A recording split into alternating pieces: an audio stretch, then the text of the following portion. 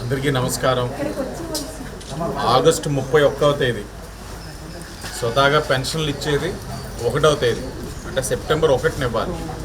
కానీ సెప్టెంబర్ 1 ఆదివారం అవ్వడం, మరి ఏదైతే ఎన్డీఏ కూటమి అధికారంలోకి వచ్చిన వెంటనే మాటిచ్చున్నాం, ప్రతి నెల 1వ తేదీన ప్రతి ఒక్కరికి కూడా 100%, ఏ నియోజకవర్గంలో అయితే ఆ నియోజకవర్గంలో 100% వాళ్ళకి పెన్షన్ ఇచ్చే కార్యక్రమం చేస్తామని చెప్పి మాట ఇవ్వడం జరిగింది.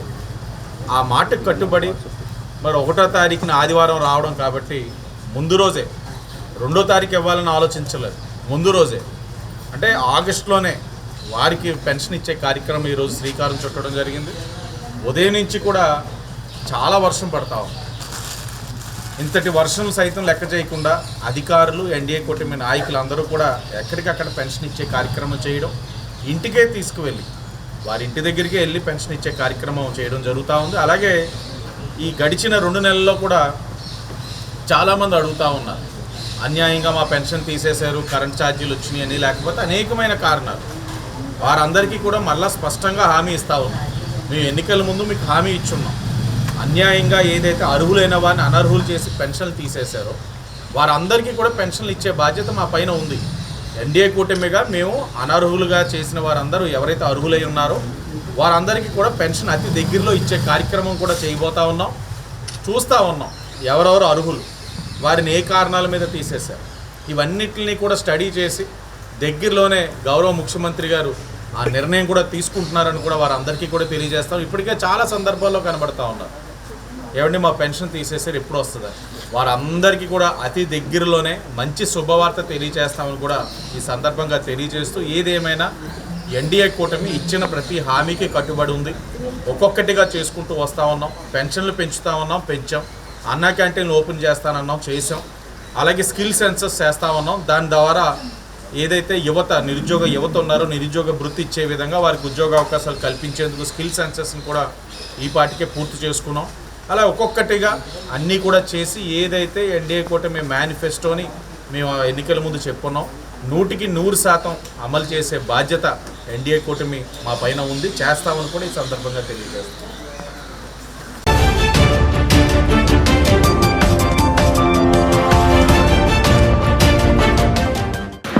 ఇనాగ్రేట్ చేసుకున్నాం. ఈ సందర్భంగా ఏర్పాటు చేసిన కార్యక్రమానికి విచ్చేసిన ఎమ్మెల్యే గారికి, అలానే ఎగ్జిక్యూటివ్ డైరెక్టర్ లేపాక్షి విశ్వాకి, అపర్ణ గారికి, మన దగ్గర ఉన్న కళలని, కళాకారుల్ని అందరికీ తెలిసేటట్టుగా చేయడం ఒక ఆబ్జెక్టివ్. అలానే మనకి కళాత్మకంగా ఏవైతే ప్రొడక్ట్స్ తయారవుతున్నాయో అది కస్టమర్కి రీచ్ అవ్వడానికి కూడా ఒక ప్లాట్ఫామ్ని చేయాలి అనే ఉద్దేశంతో ఈ కార్యక్రమం చేపట్టడం జరిగింది. మీ అందరికీ తెలుసు, గవర్నమెంట్ ఆఫ్ ఏపీ ఆర్టిజాన్స్కి, హ్యాండీక్రాఫ్ట్స్కి ఎంత ఇంపార్టెన్స్ ఇస్తారో. మన పాలసీ మేకింగ్లో కూడా వాళ్ళకి ఇచ్చిన ప్రత్యేక రాయితీలు కూడా మీ అందరికీ తెలిసిన విషయమే. సో దానికి అనుగుణంగా గవర్నమెంట్ ఆఫ్ ఇండియా సహకారంతో వాళ్ళ స్కిల్ డెవలప్మెంట్ మీద మనం ఎక్కువ కాన్సన్ట్రేట్ చేయడం జరుగుతుంది. వాళ్ళు యూజ్ చేసే డైస్లో కానీ, డిజైన్స్లో కానీ కస్టమర్ చాయిస్ అనేది ఎప్పుడు టైం టు టైం మారిపోతూ ఉంటుంది. కాబట్టి కస్టమర్ చాయిస్కి అనుగుణంగా వాళ్ళు చేసే ప్రొడక్ట్స్ని కస్టమైజ్ చేసి డిమాండ్ పెరగడానికి ఏ అవకాశాలు ఉంటాయో ఆ అవకాశాలు అన్నిటిని కూడా వినియోగించుకోవడం జరుగుతుంది. ఈ ఫోరం ద్వారా నా రిక్వెస్ట్ ఏంటంటే, రాజమండ్రిలో ఉన్న ప్రజలందరూ కూడా ప్లీజ్ విజిట్ స్టాల్స్. ఇక్కడ చాలా మంచి ఎగ్జిబిషన్ ఉంది. ఇక్కడ మంచి కళాత్మకమైన ప్రొడక్ట్స్ ఉన్నాయి. అది గార్మెంట్స్ ఉన్నాయి, అలానే హౌస్ డెకరేషన్ ఉన్నాయి, అట్లానే hand bags and different varieties కూడా ఉన్నాయి. మీరు విజిట్ చేసి అది ఎప్రిషియేట్ చేసి మీ అందరూ దీన్ని కొన్నప్పుడే వాటికి విలువ ఉంటుంది, చేసే వాటికి కూడా సంతోషం ఉంటుంది. So I request all of you to visit and purchase, encourage our arts. దీనికంటూ ఒక కళకి మనము రేటు కట్టలేం. ఇక్కడ ఉన్న ప్రతి ప్రోడక్ట్ కూడా ఒక కళ యొక్క డిస్ప్లే. సో కళాత్మకంగా ఉన్న ఒక ప్రోడక్ట్, దాన్ని మీ అందరూ కొనుక్కొని మీ ఇంట్లో పెట్టుకుంటే వాళ్ళకి నిజమైన గుర్తింపు ఇచ్చినట్టుగా ఉంటుంది. Thank you very much for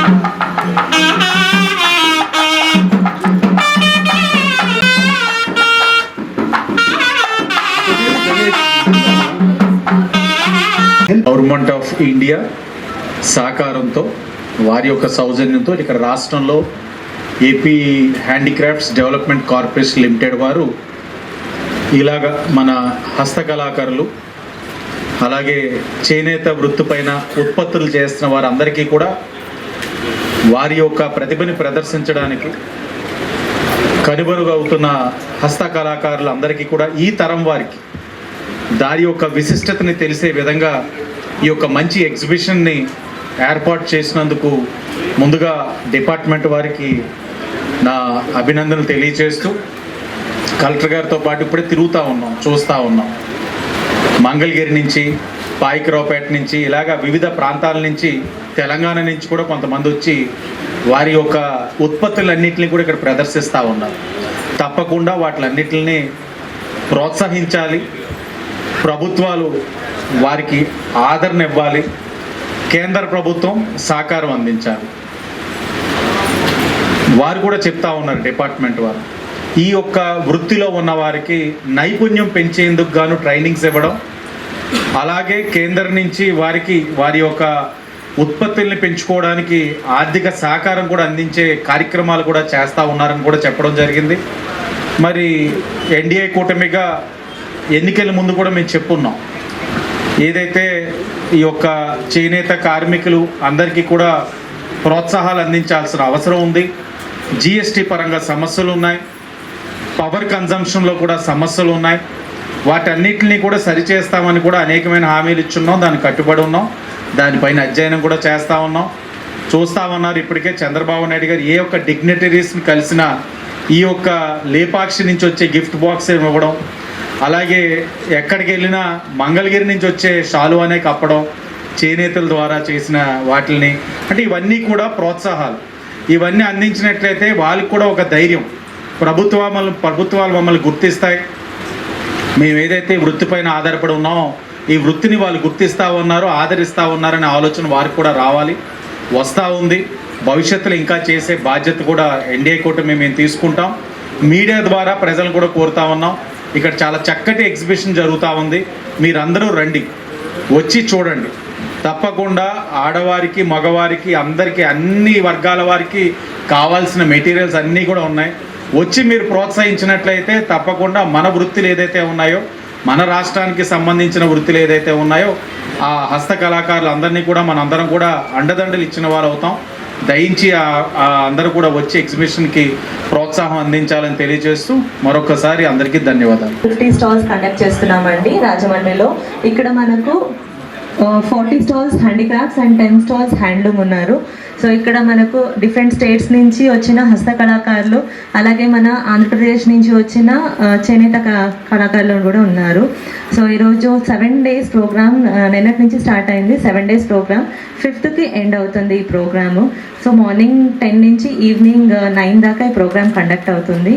ఇది DCH development commissioner handicrafts, ministry of textiles, government of India స్పాన్సర్షిప్తో Andhra Pradesh state handicraft development corporation Lepakshi వాళ్ళు ఆర్గనైజ్ చేస్తున్న ఈవెంట్ అండి.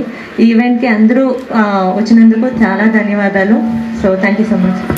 It is my great pleasure to welcome you all to this exhibition organized by Andhra Pradesh Handicrafts Development Corporation Limited in collaboration with Development Commissioner Handicrafts, Government of India. Today we are gathered here in this beautiful city of Rajamundry, a city known for its Samskriti and artistic heritage. We are delighted to have 50 artisans from Andhra Pradesh and other states with us today. ఈ ఎగ్జిబిషన్లో మన కళాకారులకు అద్భుతమైన ప్రదర్శన ఉంటుంది. మన హ్యాండిక్రాఫ్ట్స్ని promote చేయడానికి ఈ ఎగ్జిబిషన్ ఒక చిన్న స్టెప్. కళా and craft are an important part of our సంస్కృతి. They represent our history, traditions and the rich cultural diversity of our nation. I sincerely thank all the artisans who have come here to showcase their beautiful work. మీ ప్రతి Honorable CM గారు సహాయం ప్రత్యేకం. I also want to thank the press and media for being here today and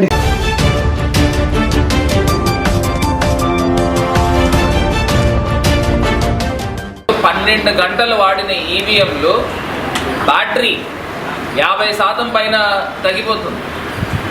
అలాంటిది 12 రోజులు పోయిన తర్వాత లేదా 21 రోజులు పోయిన తర్వాత చూస్తే ఆ ఈవీఎంలు 99% బ్యాటరీ ఎక్కడి నుంచి వస్తుంది అంటే స్ట్రాంగ్ రూమ్లోంచి తీసిన తర్వాత బ్యాటరీ 99% ఎక్కడైనా వస్తుందా? 12 గంటలు వాడిన ఈవీఎం, దానికి సంబంధించి సీసీ కెమెరా ఫుటేజ్లు ఇవ్వండి దాంట్లో తెలుస్తుంది కదా అని చెప్తా ఉంటే దానికి సమాధానం లేదు. అసలు ఎక్కడ ఏం జరుగుతూ ఉంది? ఇవాళ నిజంగా పారదర్శకంగా ఎలక్షన్స్ జరిగినాయండి? ఇదా ప్రజాస్వామ్యంలో మనం పెద్ద గొప్పలు చెప్పుకుంటూ ఉంటాం. భారతదేశము ప్రపంచంలో అతిపెద్ద ప్రజాస్వామ్య దేశమని మనం చెప్పుకుంటూ ఉంటాం. మరి ఇదా ప్రజాస్వామ్యం అంటే? అంటే ఈవీఎంలు మ్యానిపులేషన్ ద్వారా వచ్చిన ప్రభుత్వం కూడా ఒక ప్రభుత్వమే. అంటే మనం ఏమని పిలవాలా? ఈవీఎం సీఎం చంద్రబాబు నాయుడు అని పిలవాలా? ఇంత మోసం జరుగుతూ ఉంది. ఇంకొక అంశము ఒరిస్సాలో నిజంగా బాధ అనిపిస్తూ ఉంటుంది. 61 ఎమ్మెల్యేలు దగ్గరగా వచ్చిన ఎన్నో ఎమ్మెల్యేలు 60 దాకా వచ్చినట్టు ఒక ఎంపీ గెలవలేదండి. అంటే బీజేడీకి నవీన్ పట్నాయక్ గారికి ఒక్క ఎంపీ గెలవాల అంటే ఏం జరుగుతూ ఉంది? ఇప్పుడు ఆంధ్రప్రదేశ్ లాగా కొన్ని క్రాస్ ఓటింగ్ వేశారంటే నిజంగా ఒరిస్సాలో 2 ఒకటే ఎంపీకి ఎమ్మెల్యేకి వేస్తూ ఉంటారు. అంటే ఈ యొక్క ఈవీఎం మ్యానిపులేషన్ జరిగింది, దాన్ని డైవర్ట్ చేయాలి ఇమీడియట్గా. ఆ పేపర్లలో ప్రతి చోట కూడా కథనాలు వస్తూ ఉన్నాయి. విశ్లేషకులు మాట్లాడుతూ ఉన్నారు, పరకాల ప్రభాకర్ గారు మాట్లాడుతూ ఉన్నారు, ఉండవల్లి అరుణ్ కుమార్ గారు మాట్లాడుతూ ఉన్నారు. అంటే ఇవన్నీ కూడా పెద్ద చర్చ జరుగుతూ ఉంది, దాన్ని డైవర్ట్ చేయాలి.